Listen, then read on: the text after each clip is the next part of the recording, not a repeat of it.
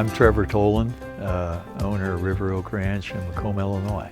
Primary consideration for a paddock system involves a lot of variables because you want to determine that you have water, adequate fencing around it, and adequate forage.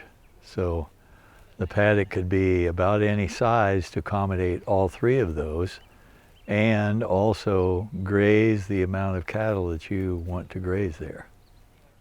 How big should individual paddocks be? They can vary in size a great deal, depending again on those variables of water availability and your needs for the amount of forage for the amount of livestock you want to graze there, or maybe something like the topography or shade or one of those other factors that you might consider. And then if the paddock is larger than it should be, you could size that down easily with temporary fencing. So you can adjust that on the fly or as you go.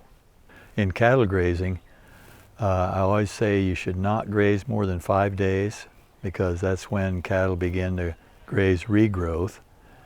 And maybe an average move of days would be 3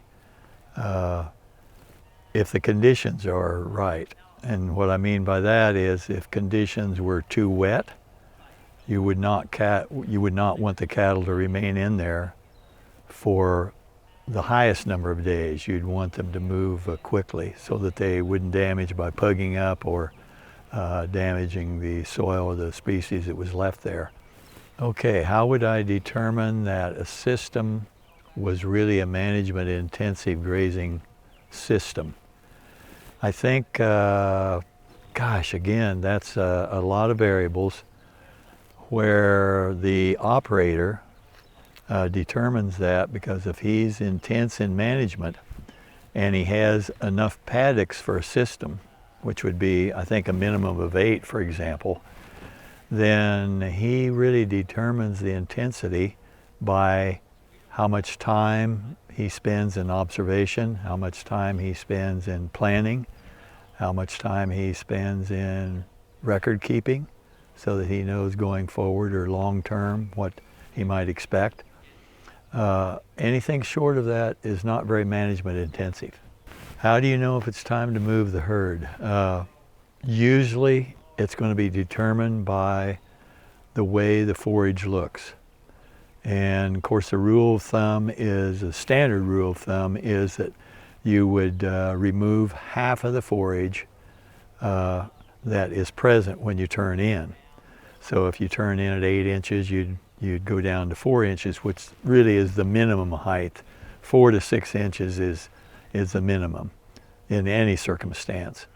If it's early in the spring and you've got a lot of paddocks that have a lot of forage in them and the forage is 20 inches tall, you won't go down to 4 inches because it'll take too much time. And your other paddocks will be moving rapidly towards maturity, which you don't want. So you might take half of it, you might leave it at 10 inches.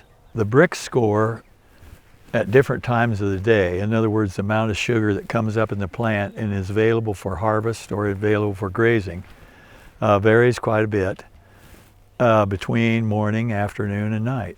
So early morning is the same as night, where the bricks, or the amount of sugar in the plant that's available, is down in the plant and not available for grazing or harvest.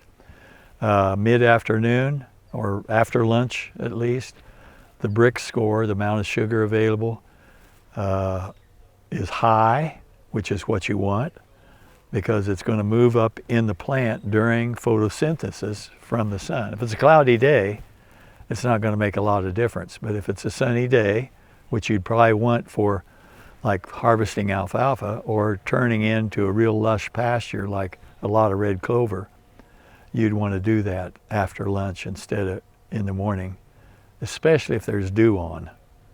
You don't want to avoid that and move in the afternoon.